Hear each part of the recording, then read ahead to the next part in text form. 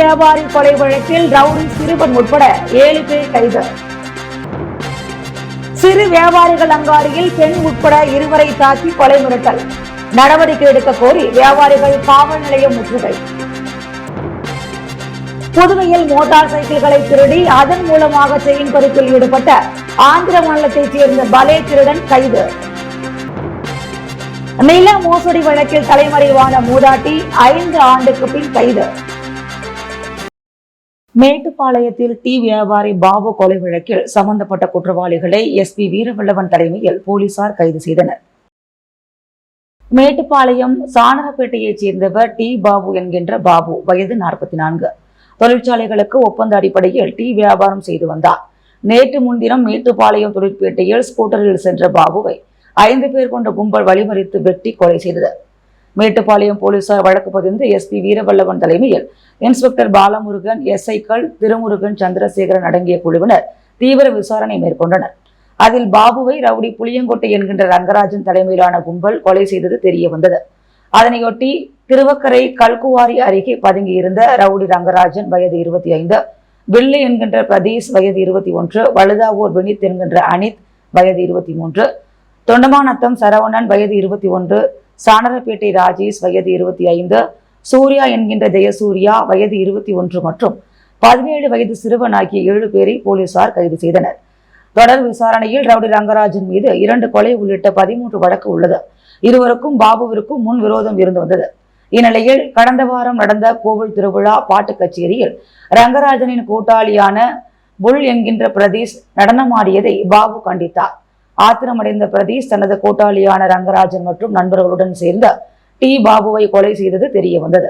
கைது செய்யப்பட்ட 7 பேரும் எங்களை பாபு அடக்கி வைக்க முன்றதால் வெட்டி கொலை செய்ததாக கூறியுள்ளனர். அதனைத் தொடர்ந்து 7 பேரையும் நேற்று நீதிமன்றத்தில் ஆஜர்படுத்தி ரங்கராஜன் உள்ளிட்ட 6 பேரை காலாப்பட்டு சிறையிலும் 17 வயது சிறுவனை கூர்நோக்கு இல்லத்திலும் அடைத்தனர். புதுச்சேரி கடற்கரை சாலை சிறு வியாபாரிகள் அங்காடியில் பெண் உட்பட 2 தாக்கி கொலை மிரட்டல் விடுத்த சக வியாபாரிகளை கண்டித்து பெரியகடை காவல் நிலையத்தை முற்றுகையிட்டு வியாபாரிகள் போராட்டத்தில் ஈடுபட்டனர். புதுச்சேரி கடற்கரை சாலை அருகே உள்ள சிறு வியாபாரிகள் அங்காடியில் 100க்கும் மேற்பட்ட வியாபாரிகள் கடைகளை நடத்தி வருகின்றனர். இந்த அங்காடியில் புதுச்சேரி வாழைக்குளத்தைச் சேர்ந்த சகோதரர்கள் அருண், சதீஷ் ஆகியோர் அங்குள்ள வியாபாரிகளிடம் மாமூல் கேட்டு தொல்லை கொடுப்பதாகவும், திருட்டுத்தனமாக மின்சாரம் எடுப்பது, வியாபாரம் செய்யும் இடத்தில் மது அருந்துவிட்டு பெண்களிடம் ஆபாசமாக பேசுவதாக அவர்கள் மீது குற்றச்சாட்டு இருந்து வந்தது. இந்த நிலையில் இதை தட்டி கேட்ட சக வியாபாரிகளை அவர்கள் சரமாரியாக தாக்கியதாக கூறப்படுகிறது. இந்நிலையில் மாமூல் கேட்டு தொல்லை கொடுக்கும் சகோதரர்கள் சதீஷ் மற்றும் அருண் மீது நடவடிக்கை எடுக்க வேண்டும் என வலியுறுத்தி சக வியாபாரிகள் என்று பெரியகடை காவல் நிலையத்தை முற்றுகையிட்டு போராட்டத்தில் ஈடுபட்டனர். அப்போது போராட்டத்தில் ஈடுபட்ட வியாபாரிகளிடம் போலீசார் சமாதான பேச்சுவார்த்தை நடத்தினார். வியாபாரிகளிடம் அத்துமீறி நடந்து கொள்ளும் அருண் மற்றும் சதீஷ் மீது நடவடிக்கை எடுக்கப்படும் என்று போலீசார் உறுதியளித்தனர். இதனையடுத்து அவர்கள் போராட்டத்தை கைவிட்டு கலைந்து சென்றனர். புதுவையில் மோட்டார் வாகனங்களை திருடி அதன் மூலமாக வயதான பெண்களிடம் செயின் பறிப்பில் ஈடுபட்டு வந்த ஆந்திர மாநிலத்தைச் சேர்ந்தவர் கைது செய்யப்பட்டார். அவரிடமிருந்து 1,50,000 மதிப்புள்ள மோட்டார் சைக்கிள்கள் மற்றும் 5,000 ரூபாய் மதிப்புடைய செல்போன்கள் பறிமுதல் செய்யப்பட்டன. புதுவையில் கடந்த 1 மாதத்தில் நடைபெற்ற தொடர் செயின் பறிப்பில் ஈடுபட்டு வந்த நபர்களை கண்டுபிடிக்க தொடர்ந்து போலீசார் கண்காணிப்பு கேமராக்களை ஆய்வு செய்தும் வாகன சோதனை மேற்கொண்டும் வருகின்றனர். இந்நிலையில் முதுநிலை காவல் கண்காணிப்பாளர் நார சைத்தன்யா உத்தரவின் பெயரில் காவல் கண்காணிப்பாளர் வீரவல்லவன் மேற்பார்வையில் தன்வந்திரி நகர் வட்ட ஆய்வாளர் பாலமுருகன், ஆய்வாளர் கணேஷ் தலைமையில் தன்வந்திரி நகர் காவல் நிலைய உதவி ஆய்வாளர்கள் ரமேஷ், சந்தோஷ் மற்றும் குற்றப்பிரிவு காவலர்கள் மற்றும் வடக்கு குற்றப்பிரிவு சிறப்பு நிலை உதவி ஆய்வாளர் ராஜு மற்றும் வடக்கு குற்றப்பிரிவு காவலர்கள் ஆகியோருடன் தன்வந்திரி நகர் காவல் நிலைய சரகத்திற்குட்பட்ட பகுதிகளில் வாகன சோதனை நடைபெற்று வந்த நிலையில் லட்சுமி நகர் மற்றும் மகாத்மா நகர் சந்திப்பில் போலீசார் வாகன சோதனை செய்து கொண்டிருந்த பொழுது சந்தேகத்திற்கு இடமாக ஒரு நபர் ஹோண்டா டியோ மோட்டார் சைக்கிளில் ஓட்டிக் கொண்டு வந்தார். அவரை நிறுத்திய போது அந்த நபர் மோட்டார் சைக்கிளை நிறுத்தாமல் வேகமாக சென்றார். உடனே அவரை சந்தேகத்தின் பெயரில் விரட்டி சென்ற போலீசார் பிடிக்க முயன்ற போது அவர் வேகமாக சென்று நிலை தடுமாறி கீழே விழுந்துள்ளார். அவரை பிடித்து விசாரித்த போது அவர் தன் பெயர் மற்றும் ஊரை மாற்றி மாற்றி கூறினார். அதன் பிறகு உதவி ஆய்வாளர் மீண்டும் துருவி விசாரணை மேற்கொண்ட போது அவரது பெயர் துருவு சந்தோஷ்குமார் என்கின்ற பாபு, வயது 36, ஆந்திர பிரதேசம் கடப்பா மாவட்டம் சித்த கொம்மதினே பகுதியைச் சேர்ந்தவர் என தெரிய வந்தது.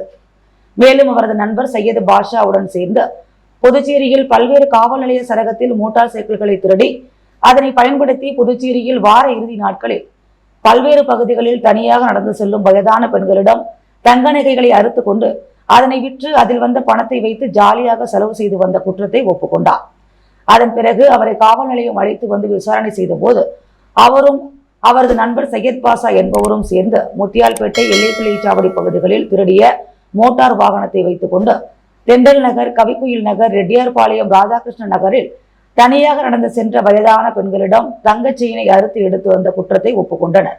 மேலும் அவர்கள் திருடி பயன்படுத்திய 2 மோட்டார் சைக்கிள்களையும் அடையாளம் காண்பித்தனர். இவ்வழக்குகளில் பல்வேறு இடங்களில் கிடைத்த சிசிடிவி கண்காணிப்பு கேமராக்களை இரவு பகல் பாராமல் ஆய்வு செய்தும் தொடர்ந்து வாகன சோதனை செய்தும் 1 மாதத்திற்குள் தொடர் வழிப்பறியிலும் திருட்டிலும் ஈடுபட்டு தெலுங்கானாவைச் சேர்ந்த குற்றவாளியை அடையாளம் கண்டு கைது செய்தனர்.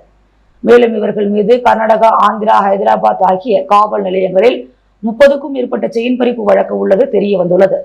இவர்களை கைது செய்த போலீசார் சுமார் 1,50,000 ரூபாய் மதிப்புடைய வெள்ளை நிற ஹோண்டா டியோ மோட்டார் சைக்கிள்களையும், சுசுகி ஆக்சிஸ் மோட்டார் சைக்கிளையும், 5,000 ரூபாய் மதிப்புடைய செல்போனையும் பறிமுதல் செய்தனர். புதுவையில் ஆள் மாறாட்டம் செய்து நிலத்தை விற்று மோசடி செய்து தலைமறைவான மூதாட்டி 5 ஆண்டுக்கு பின் காவல்துறையினரால் கைது செய்யப்பட்டுள்ளார்.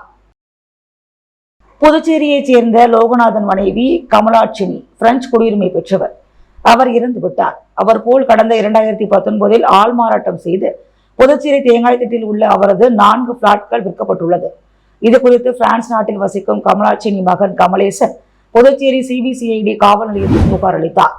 சீனியர் எஸ்பி கலைவாணன் அறிவுறுத்தலின் பெயரில் எஸ்பி ஜிந்தா கோதண்டராமன் மேற்பார்வையில் இன்ஸ்பெக்டர் பாபுஜி, SI செந்தில்குமார் மற்றும் காவலர்கள் உள்ளடக்கிய சிறப்பு புலனாய்வு குழு அமைக்கப்பட்டு விசாரணை நடத்தினர். இதில் புதுச்சேரி முத்தியால்பேட்டை சோலை நகரைச் சேர்ந்த நாகராஜ் மனைவி சாந்தி வயது 62 என்பவர் மேற்படி ஆள் பாராட்டம் செய்து மோசடி செய்தது தெரிய வந்துள்ளது. ஆனால் அவர் தனது அடையாளத்தை மறைத்து வசித்து வந்தார். இதனை அறிந்த சிபிசிஐடி இன்ஸ்பெக்டர் பாபுஜி தலைமையிலான போலீசார் சாந்தியை நேற்று கைது செய்தனர். பின்னர் அவரை நீதிமன்றத்தில் ஆஜர்படுத்தி சிறையில் அடைத்தனர். இவ்வழக்கில் மேலும் சிலர் கைது செய்யப்படுவார்கள் என போலீசார் தெரிவித்துள்ளனர். புதுச்சேரியில் பாஜக உறுப்பினர் சேர்க்கை குறித்து நிர்வாகிகளுடன் பார்வையாளர் புரந்தேஸ்வரி ஆலோசனை மேற்கொண்டார்.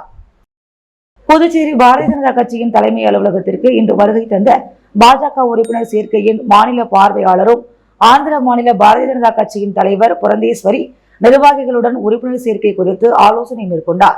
இந்த ஆலோசனை கூட்டத்தில் பாஜக மாநில தலைவர் செல்வகணபதி, சட்டமன்ற உறுப்பினர்கள் கல்யாண சுந்தரம், VP ராமலிங்கம், அசோக் பாபு, வெங்கடேசன் மற்றும் முக்கிய நிர்வாகிகளுடன் அவர் உறுப்பினர் சேர்க்கை குறித்து ஆலோசனை மேற்கொண்டார். முன்னதாக அவரை சட்டமன்ற உறுப்பினர் VP ராமலிங்கம் பொன்னாடி போற்றி பூங்கொத்து கொடுத்து வரவேற்றார். புதுச்சேரியில் 1 மணி நேரத்திற்கு மேலாக பெய்த மிதமான மழையால் பொதுமக்கள் மகிழ்ச்சி அடைந்தனர். மத்திய மேற்கு மற்றும் அதனை ஒட்டிய வடமேற்கு வங்கக்கடல் பகுதிகளில் வளிமண்டல கீழடுக்கு சுழற்சி நிலவி வருகிறது. இதனால் வட தமிழகத்தில் ஒரு சில இடங்களிலும், தென் தமிழகத்தில் ஒரு சில இடங்களிலும், புதுச்சேரி மற்றும் காரைக்கால் பகுதிகளிலும் இடி மின்னலுடன் கூடிய லேசானது முதல் மிதமான மழை பெய்ய வாய்ப்பு உள்ளது என வானிலை ஆய்வு மையம் அறிவித்திருந்தது. இந்நிலையில் இன்று காலை மேகமூட்டத்துடன் காணப்பட்ட வானிலை தற்போது மிதமான மழை பெய்து வருகிறது. சுமார் 1 மணி நேரத்திற்கும் மேலாக மிதமான மழையானது பெய்தது. இதனால் வாகன ஓட்டிகள், பள்ளிக்கு செல்லும் மாணவர்கள் கடும் சிரமத்திற்கு உள்ளாகி நனைந்தபடியே சென்றனர். மேலும் குளிர்ச்சியான சூழல் நிலவி வந்தது. இதற்கிடையே புதுச்சேரியில் 1 மணி நேரம் பெய்த மிதமான மழையால் ஏர்போர்ட் சாலையில் மழைநீர் குளம் போல் தேங்கியதால் பொதுமக்கள் மிகவும் சிரமத்திற்கு ஆளாகினர். உலக வெளிநோய் தினத்தை முன்னிட்டு ராபிஸ் விழிப்புணர்வு பேரணியில் 100க்கும் மேற்பட்ட மாணவர்கள் மற்றும் ரோட்டரி சங்கத்தை சார்ந்தவர்கள் பங்கேற்றனர்.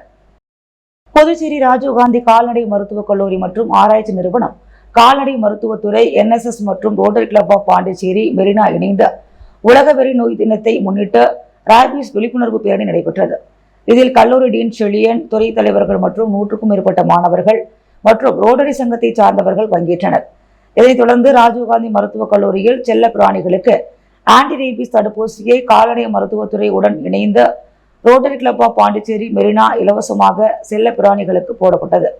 இந்நிகழ்ச்சியில் கல்லூரி டீன் டாக்டர் செழியன், ரொட்டேரியன் மற்றும் ரொட்டேரியன்கள் மண்டல செயலாளர் முத்துராஜுலு, தலைவர் சுகுமாரன், செயலாளர் சரவணன், பொருளாளர் பரத்குமார், நாராயணமூர்த்தி, அருணகிரி, ஹேமச்சந்திரன், பெலிக்ஸ், தட்சிணாமூர்த்தி, பிரகாஷ், சுரேஷ், விஜயகுமார் ஆகியோர் கலந்து கொண்டனர். இந்தியாவில் 1,20,00,000 பேர் கண் நீரழுத்த நோயால் பாதிக்கப்பட்டுள்ளனர். இதில் 90% பேருக்கு நோய் பாதிப்பு இருப்பதே தெரியாது என கண் மருத்துவர்கள் எச்சரித்துள்ளனர்.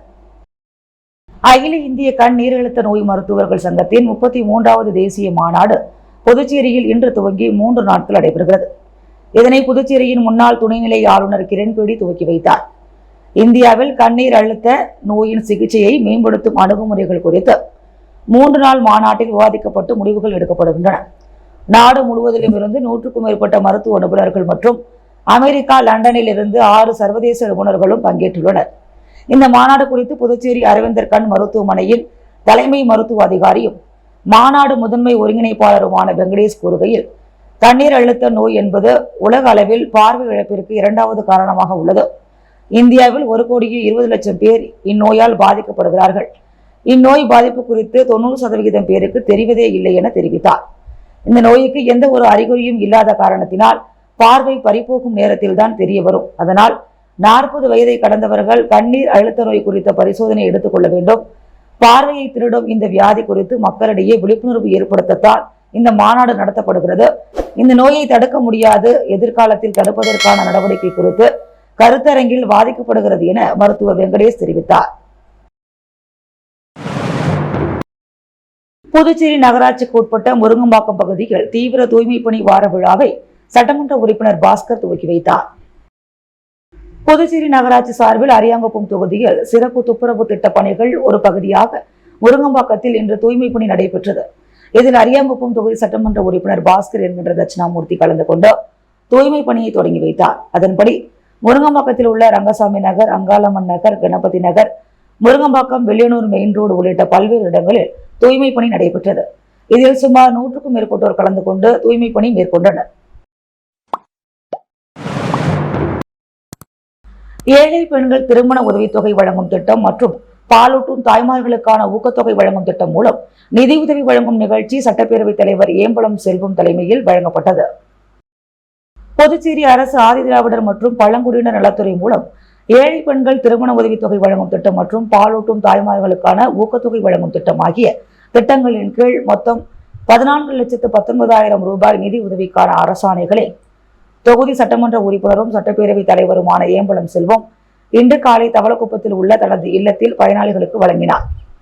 ஆதிதிராவிடர் மற்றும் பழங்குடியினர் நலத்துறை மூலம் ஏழை பெண்கள் திருமண உதவித்தொகை திட்டத்தின் கீழ் 9 நபர்களுக்கு தலா ரூபாய் 1 லட்சம் வீதம் ரூபாய் 9 லட்சமும் மற்றும் பாலூட்டும் தாய்மார்களுக்கு ஊக்கத்தொகை வழங்கும் திட்டத்தின் கீழ் 33 தாய்மார்களுக்கு ரூபாய் 5,19,000 ரூபாய் என மொத்தம் 14,19,000 ரூபாய் நிதி உதவிக்கான அரசாணைகளை பயனாளிகளுக்கு சட்டப்பேரவைத் தலைவர் வழங்கினார். மேலும் குடிமைப்பொருள் வழங்கல் துறை மூலம் மணவெளி சட்டமன்ற தொகுதியைச் சேர்ந்த 25 நபர்களுக்கு புதிய உணவு பங்கீடு அட்டைகளை வழங்கினார். இந்நிகழ்ச்சியில் பாஜக மாநில விவசாய அணி தலைவர் ராமு, மாவட்ட தலைவர் சுகுமார், கிருஷ்ணமூர்த்தி ரெட்டியார், கூட்டுறவு சங்க முன்னாள் தலைவர் தட்சிணாமூர்த்தி, முன்னாள் இயக்குநர் சக்திவேல், மாவட்ட துணைத் தலைவர் மணிகண்டன், ஞானசேகர், முன்னாள் பஞ்சாயத்து தலைவர் ராஜா, அங்காளம்மன் கோவில் நிர்வாக அதிகாரி பாஸ்கர், கலைவாணன், தர்மன், டாக்டர் ராஜ்குமார் உள்ளிட்டவர்கள் உடனிருந்தனர். உலக சுற்றுலா தினத்தை முன்னிட்டு முதலமைச்சர் ரங்கசாமியின் உருவத்தை மணல் சிற்பமாகவும் ஓவியமாகவும் வரைந்து அசத்திய கலைமாமணி குபேந்திரனுக்கு பாராட்டுக்கள் குவிந்து வருகிறது.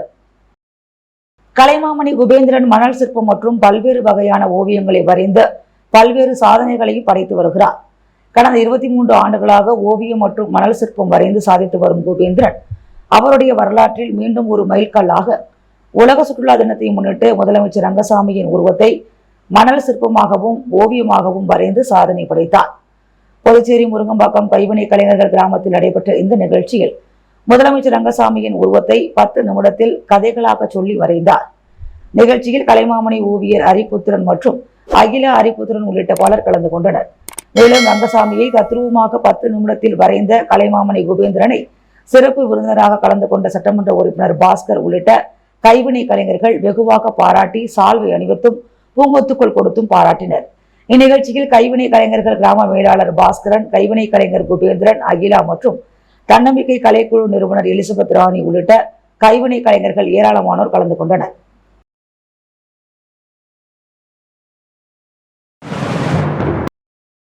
புதுச்சேரியில் இன்று தொடங்கி 2 நாட்கள் நடைபெறும் தேசிய சப் ஜூனியர் டாட்ஜ் பால் போட்டியில் 15க்கும் மேற்பட்ட அணிகள் மோதுகின்றன. பாண்டிச்சேரி டாட்ஜ் பால் அசோசியேஷன் சார்பில் தேசிய அளவிலான 3வது சப் ஜூனியர் டாட்ஜ் பால் போட்டி உப்பளம் ராஜீவ்காந்தி உள் விளையாட்டு அரங்கில் இன்று தொடங்கி 2 நாட்கள் நடைபெறுகிறது. போட்டியினை அரசு கொறடா AKD ஆறுமுகம், உப்பளம் தொகுதி திமுக சட்டமன்ற உறுப்பினர் அனிபால் கென்னடி, பாகூர் தொகுதி சட்டமன்ற உறுப்பினர் செந்தில்குமார் ஆகியோர் தொடங்கி வைத்தனர். இதில் புதுச்சேரி, தமிழ்நாடு, கர்நாடகா, ஆந்திரா, கேரளா, ஜம்மு காஷ்மீர், ராஜஸ்தான் என 15 மாநிலங்களைச் சேர்ந்த அணிகள் பங்கேற்றுள்ளன. இதில் 15 ஆண்கள் அணியும் 10 பெண்கள் அணிகளும் என 200க்கும் மேற்பட்ட வீரர் வீராங்கனைகள் பங்கேற்று விளையாடுகின்றனர். விஜய் சேதுபதி தலைமை ரசிகர் நற்பணி இயக்கத்தின் புதுவை மாநில பொறுப்பாளர் ரவியின் பிறந்தநாள் விழாவையொட்டி பல்வேறு நலத்திட்ட உதவிகள் வழங்கப்பட்டது. மக்கள் செல்வன் விஜய் சேதுபதி தலைமை ரசிகர் நற்பணி இயக்கத்தின் புதுவை மாநில பொறுப்பாளர் ரவி பிறந்தநாள் விழா ஏழை எளிய மக்களின் முன்னிலையில் சிறப்பாக கொண்டாடப்பட்டது. இதில் கௌரவ தலைவர் விநாயகம் ஆலோசனைப்படி NR இலக்கிய பேரவைத் தலைவர் தனசேகரன் முன்னிலையில் பிறந்தநாள் சிறப்பாக கொண்டாடப்பட்டது. இதில் பிரதாப், இந்தியன், ஆனந்த், ஜீவா, ரவி, சந்தோஷ், குரல்தாசன், பிரதாப், அருள், சூர்யா, கௌதம், தினேஷ், ஆகாஷ், மணி உள்ளிட்ட பலர் கலந்து கொண்டனர். தொடர்ந்து பொதுமக்களுக்கு பல்வேறு நலத்திட்ட உதவிகள் வழங்கப்பட்டது. ஒதியம்பட்டு கிராமத்தில் ஆர்ஷ வித்யா பவன் ஸ்ரீ தத்துவ போதானந்த சரஸ்வதி சுவாமிகள் 5ஆம் ஆண்டு குரு பூஜை விழா சிறப்பாக நடைபெற்றது. வெளியனூர் கொம்பியூன் ஒதியம்பட்டு கிராமத்தில் எழுந்தருளியுள்ள ஸ்ரீ நீல சரஸ்வதி சமேச உச்சிஷ்ட கணபதி ஆலயத்தில் அமைந்துள்ள ஆர்ஷ வித்யா பவன் ஸ்ரீ தத்வதா ஆனந்த சரஸ்வதி சுவாமிகளின் 5ஆம் ஆண்டு குரு பூஜை விழா இன்று நடைபெற்றது. முன்னதாக காலை இவ்வாலயத்தில் கணபதி ஹோமம் நடைபெற்ற ஸ்ரீ சத்குரு மகான் பன்னார பரதேஸ்வரர் ஆலயத்திலிருந்து திரளான பெண்கள் பால்குடம் எடுத்து ஊர்வலமாக ஆலயம் வந்தடைந்து உச்சிஷ்ட கணபதி மற்றும் சரஸ்வதி சுவாமிகளுக்கு பால் அபிஷேகம் செய்து சிறப்பு பூஜைகள் நடைபெற்றது. தொடர்ந்து மூலவருக்கு சிறப்பு அலங்காரங்கள் செய்யப்பட்டு மகா தீபாராதனைகள் காண்பிக்கப்பட்டது. இந்நிகழ்ச்சியில் வெளியனூர் சட்டமன்ற எதிர்க்கட்சித் தலைவர் சிவா கலந்து கொண்டு சுவாமி தரிசனம் செய்து அன்னதானம் வழங்கி சிறப்பித்தார். இந்நிகழ்ச்சியில் ஏராளமான பக்தர்கள் கலந்து கொண்டு சுவாமி தரிசனம் செய்து சுவாமியை வழிபட்டனர். நிகழ்ச்சிக்கான ஏற்பாடுகளை ஆலய நிர்வாகிகள் ஓம் பிரகாஷ், கணபதி, ஜெயகுரு மற்றும் ஊர் பொதுமக்கள் இணைந்து செய்திருந்தனர். புதுச்சேரி லாஸ்பேட்டை வள்ளலார் அரசு பெண்கள் பள்ளியில் நடைபெற்ற அறிவியல் கண்காட்சியில் 200க்கும் மேற்பட்ட மாணவிகள் பங்கேற்று தங்களுடைய திறமைகளை வெளிப்படுத்தினர். புதுச்சேரி லாஸ்பேட்டை வள்ளலார் அரசு பெண்கள் மேல்நிலைப் பள்ளியில் அறிவியல் கண்காட்சி நடைபெற்றது. இந்த கண்காட்சியை பள்ளி துணை முதல்வர் கௌரி துவக்கி வைத்தார். இதில் 200க்கும் மேற்பட்ட மாணவிகள் கலந்து கொண்டு அனைத்து பாடப்பிரிவிலும் படைப்புகளை நல்கி தங்கள் திறமையை வெளிப்படுத்தினர். இதில் மரபுசாரா கற்றல் மூலம் சுற்றுச்சூழலுக்கு தீங்கு விளைவிக்காத மற்றும் ஆற்றல் சேமிக்கும் விவசாய முறை, சுற்றுச்சூழல் மாசினை தடுக்கும் முறை ஆகிய படைப்புகள் அனைவரின் கவனத்தையும் கவர்ந்தது. தமிழில் சங்கத்தமிழ் பெருமையை உணர்த்தும் படைப்புகள், பாரம்பரிய உணவு முறைகள், பண்டைய கால கோவில்கள், விளையாட்டு முறைகள் பற்றிய படைப்புகள் மற்றும் ஆங்கிலம், கணிதம், பொருளியல் மற்றும் ஓவிய படைப்புகள் மாணவிகளின் திறனை வெளிப்படுத்துவதாக இருந்தது. ஓய்வு பெற்ற துணை முதல்வர் கதிர்வேல், விலங்கியல் விரிவுரையாளர் வேல்வெளியன் நடுவர்களாக பணியாற்றி சிறந்த படைப்புகளை தேர்வு செய்தனர். இந்நிகழ்ச்சியில் வேதியியல் விரிவுரையாளர் சசிகலா, இயற்பியல் விரிவுரையாளர் சுகுமார் ஆகியோர் ஒருங்கிணைப்பாளராக இருந்து செயல்பட்டனர். இக்கண்காட்சியில் பள்ளியில் அனைத்து ஆசிரியர்களும் மாணவிகளும் கலந்து கொண்டு சிறப்பித்தனர்.